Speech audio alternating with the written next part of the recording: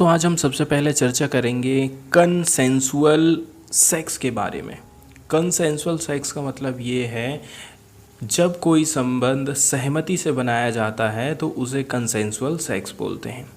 आज के समय में हम देखेंगे जब से पॉक्सो एक्ट आया है, पॉक्सो एक्ट में बहुत सारे सुधार हुए हैं, तभी से आप देखेंगे बहुत सारे ऐसे केसेस हैं जो कि लोअर कोर्ट में जा रहे हैं, इसके बाद हाई कोर्ट जाते हैं, इसके बाद सुप्रीम कोर्ट जाते हैं। लोअर कोर्ट में तो कहना चाहिए इनके ऊपर सही सही डिसीजन नहीं हो पा रहा है। जैसे ही ये हाई कोर्ट में जा रहे हैं वहाँ पर ये पता चल रहा है कि जो संबंध बनाए गए थे वो सहमति से बनाए गए थे, इसलिए हाई कोर्ट ने इस प्रकार के जो केसेस दर्ज किए जा रहे हैं उनको रद्द कर दिया, आरोपी को बरी कर दिया। इस प्रकार की बहुत सारी घटनाएं हम अलग अलग हाई कोर्ट में देख सकते हैं। पॉक्सो एक्ट के अंतर्गत कहा गया है कि यदि आप 18 साल से कम उम्र की बच्ची के साथ में संबंध बनाते हैं, उसकी सहमति है तो भी वो रेप माना जाएगा। और वहीं जब इस प्रकार के केसेस चले जाते हैं, जब उसके माता पिता, उसके संबंधी या फिर कोई भी केस दर्ज करता है, मिसिंग का केस दर्ज करता है या फिर अन्य प्रकार के केस दर्ज किए जाते हैं, तो बाद में ये पता चलता है कि संबंध जो है आपसे सहमति से बनाए गए थे, इसलिए आप जो है इनको सज़ा की कैटेगरी में नहीं डाल सकते हैं। यहाँ पर हम देखेंगे कि कंसेंसुअल सेक्स से रिलेटेड जो प्रावधान हैं वो पॉक्सो एक्ट में किस प्रकार से किए गए हैं, क्या क्या बातों का वहाँ पर ध्यान रखा गया है।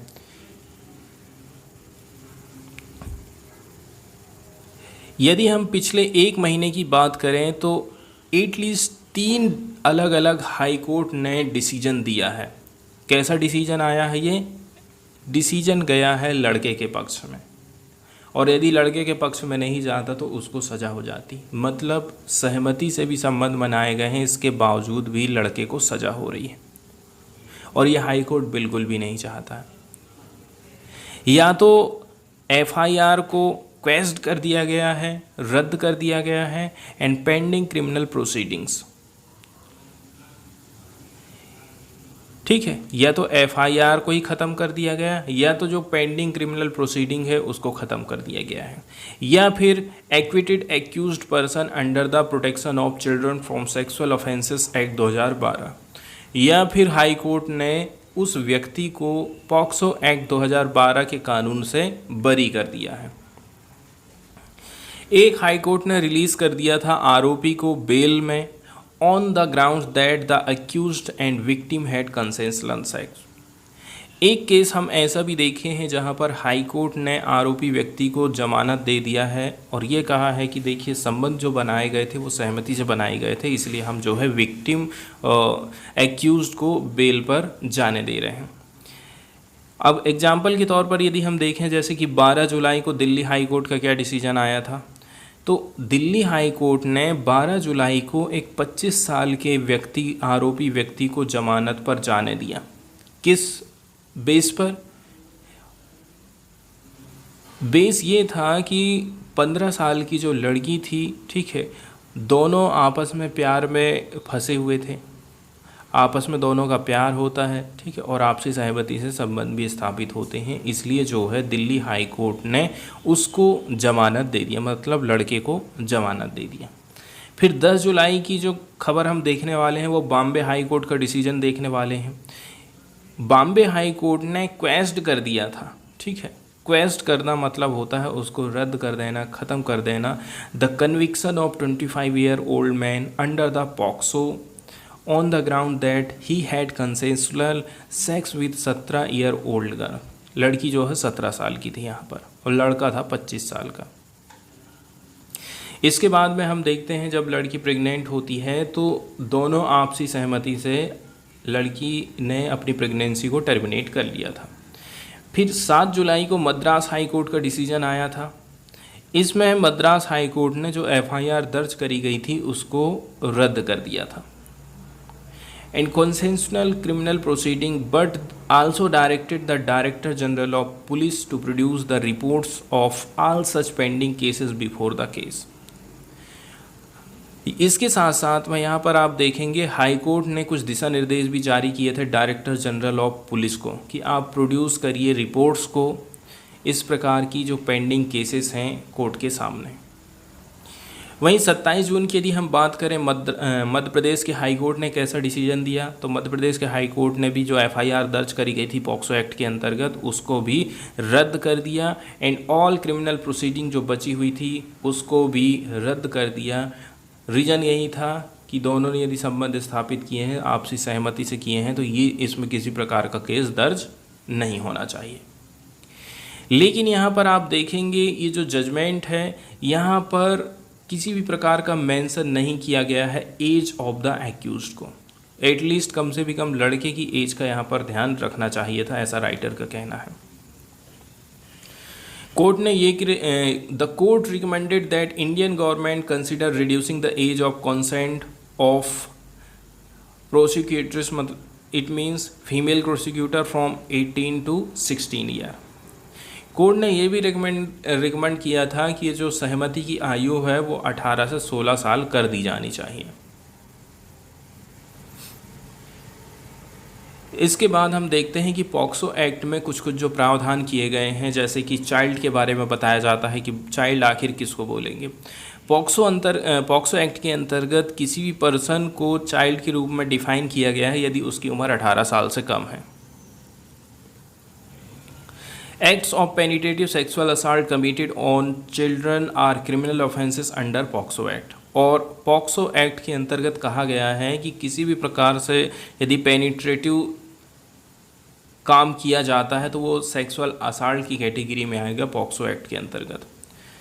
तो ये जो बच्चे को यहाँ पर परिभाषित किया गया है कि बच्चे का मतलब आखिर है क्या पॉक्सो एक्ट में। And the provision of under 375 of the IPC, 375 of IPC क्या कहता है, सेक्सुअल इंटरकोर्स वेदर विथ और विथआउट हर कंसेंट। तो यहाँ पर सहमति हो चाहे सहमति नहीं हो, यदि बच्चा जो है चाइल्ड है तो वो अपराध की कैटेगरी में डाल दिया गया है। और बच्चा किसको बोल रहे हैं, जिसकी उम्र 18 साल से कम है। इसके अलावा सेक्शन 90 ऑफ आईपीसी की यदि हम बात करें जो कि प्रोवाइड करता है that consent is not consent, उनका उसमें ये लिखा है कि सहमति भी वो को आप सहमति नहीं बोल सकते हैं यदि बच्चा जो है 12 साल से कम उम्र का है। तो इन सब बातों का यहाँ पर हाई कोर्ट के डिसीजन में ध्यान नहीं रखा गया है, ऐसा राइटर का कहना है। इसके बाद हम चलते हैं scheduled caste and scheduled tribe prevention of atrocities act 1989। SC/ST के लोगों को इस प्रकार के अत्याचार से बचाने के लिए 1989 का कानून चलता है, prevention and atrocities act of 1989। N analogy can be drawn with scheduled caste and scheduled tribe act 1989।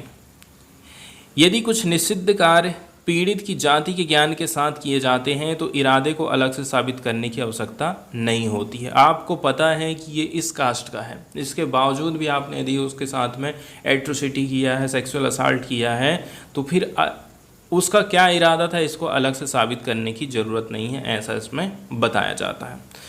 जिस प्रकार से SC/ST के लिए ये बात यहाँ पर लागू की गई उसी प्रकार से इस बात को लागू किया जाना चाहिए था बच्चियों के लिए भी, ऐसा यहाँ पर बताया जाता है। लेकिन हाई कोर्ट ने क्या काम किया है, even the difference between the age of the prosecutrix and the age of accused, लड़का और लड़की की उम्र का भी यहाँ पर ध्यान नहीं रखा जाता। दोनों के बीच में यदि आप अंतर देखेंगे तो वो जो है लगभग 10 साल का अंतर निकल करके आ रहा है।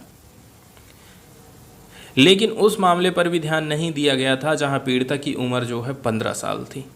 तो यहाँ पर हाई कोर्ट को क्या ध्यान में रखना चाहिए था, उम्र का भी थोड़ा सा ध्यान रखना है।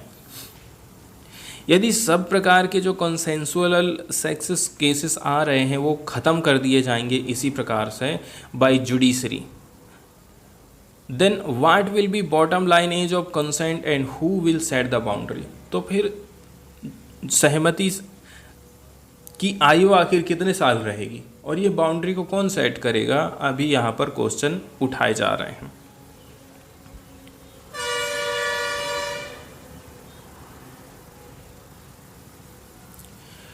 इसके अलावा जो गैप है उसको एड्रेस करने की ज़रूरत है शीघ्र अतिशीघ्र।